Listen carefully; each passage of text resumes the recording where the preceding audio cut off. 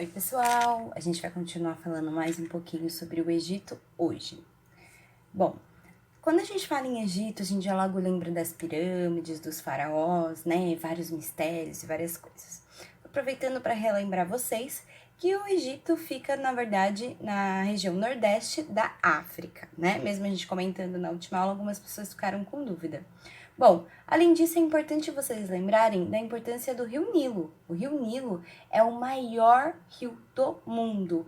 Qual a importância dele para os egípcios? Bom, tem algo bem curioso para você saber que acontece com o Rio Nilo. Veja só. Se a enchente não ocorresse naquele ano, haveria fome. Ninguém comeria. Os egípcios ficariam famintos. Se a enchente fosse muito forte, poderia destruir tudo. No fim de julho, o Nilo transbordava suas margens e consumia o vale inteiro, nivelando tudo pelo caminho. Mas tenham calma. Isso acontece todos os anos, mais ou menos entre os meses de junho e setembro. Olha só esse esquema que mostra como acontece as cheias, né? Depois na época das semeadeiras, que o solo ficou bem hidratado, e a época da colheita, que é quando o rio já baixou totalmente. Bom, sabendo disso, os egípcios se prepararam, né? Eles criaram algo muito interessante. Eles fizeram um sistema de irrigação e contaram também com a construção de diques, né, que permitiam que a água não só ficasse armazenada, mas também controlasse a vazão e os níveis da cheia dos rios, ou seja, eles conseguiram controlar e contornar isso, favorecendo a colheita, favorecendo o plantio, né, favorecendo a agricultura deles. Bom, como eles dependiam muito do Rio Nilo, eles foram considerados como uma sociedade hidráulica. É importante que vocês saibam que o Egito Antigo é dividido em 3 períodos, né? Começaram no ano 3100 a.C. Bom, esses períodos foram, né, conhecidos como o Antigo Império, que foram quando foram feitas as pirâmides de Gizé e tal.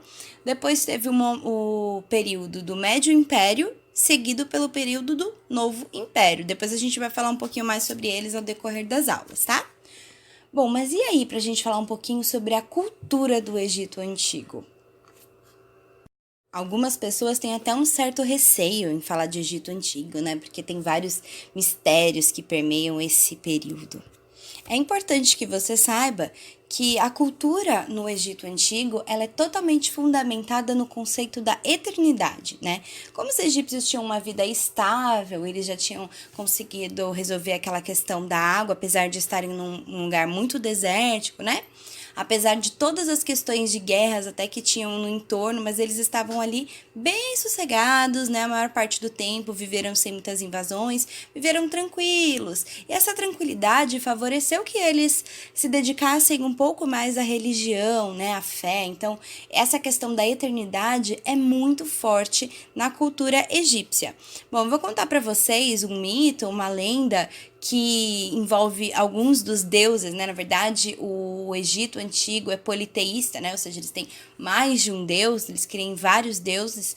E eu vou contar para vocês a história de algum deles, que é meio que a base de tudo que eles acreditam, né? Por que é importante eu falar para você a respeito disso? Porque até a arte também está pautada nesse pilar, né? Nessa base, nesse fundamento que é a eternidade. Bom, então eu vou contar para vocês agora o mito de Osíris.